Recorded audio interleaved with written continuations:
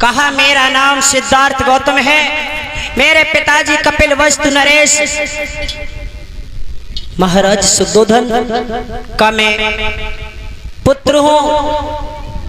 मेरी मैया का नाम महामाया, वो मुझे 7 दिन का छोड़ करके चली गई, जिसके बाद मेरा लालन पालन मेरी मौसी प्रजापति गौतमी ने किया। और जो महाराज सुद्धोधन का नाम सुना धम्म बंधुओं, बिंबिसार कहने लगे वो तो मेरे मित्र हैं, और मित्र का पुत्र अपने पुत्र के समान होता है। जा बताओ बेटा, तुम ये जोगी का रूप तुमने क्यों रखा है, ये साधु का रूप तुमने क्यों रखा है? महाराज सुद्धोधन ने तुमसे कुछ कह दी, या फिर घर में तुम्हारी पत्नी से कोई कलह हो गई, या तुम्हारी मौसी ने कुछ कह दिया?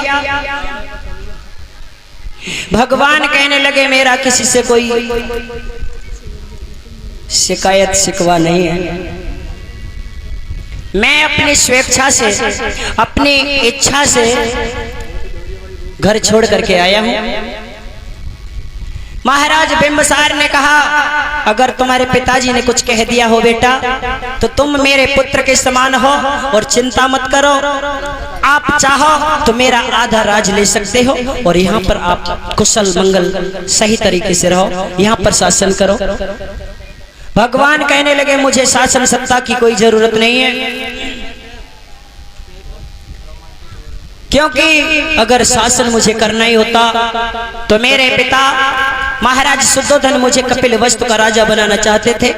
अगर हम चाहें, अगर हम अभी लौट जाएं और कह दें कि मुझे राजा बनना है, तो वो आज अभी इसी वक्त मुझे राजा बना देंगे। इसलिए मुझे शासन सत्ता से कोई मतलब नहीं है, मैं अपनी मर्जी से आया हूं और मुझसे किसी ने कुछ नहीं कहा है। मैं ज्ञान की तलाश में आया हूं, ज्ञान की खोज करने के लिए आया हूं। मैं देखना चाहता हूं कि संसार में दुख है, दुख है तो क्यों है, इसका कारण क्या है, और कारण है तो इसका कोई ना कोई तो उपाय होगा, कोई ना कोई तो निवारण होगा। और जब तक मैं वो कारण, वो निवारण नहीं ढूंढ लेता, तब तक मैं कपिल वस्तु नगरी में वापस नहीं जाऊंगा।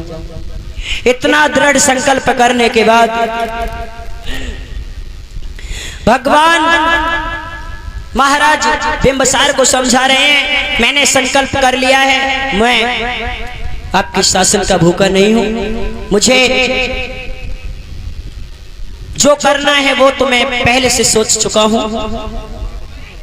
महाराज बिंबिसार ने समझाया है बेटा, अगर तुम्हारी ऐसी ही इच्छा है, अगर तुम यही सोच लेकर के घर से निकले हो, तो हम क्यों आपके रास्ते में कांटा बने, क्यों रुकावट डालें। इधर महाराज बिंबिसार ने कहा है कि अगर जिस ज्ञान के लिए तुम महिलाओं से निकले हो, कपिल वस्तु नगरी छोड़ करके आए हो, अगर वो ज्ञान तुम्हें प्राप्त हो जाए तो मेरे लाल वो ज्ञान मुझे भी आकर के देना।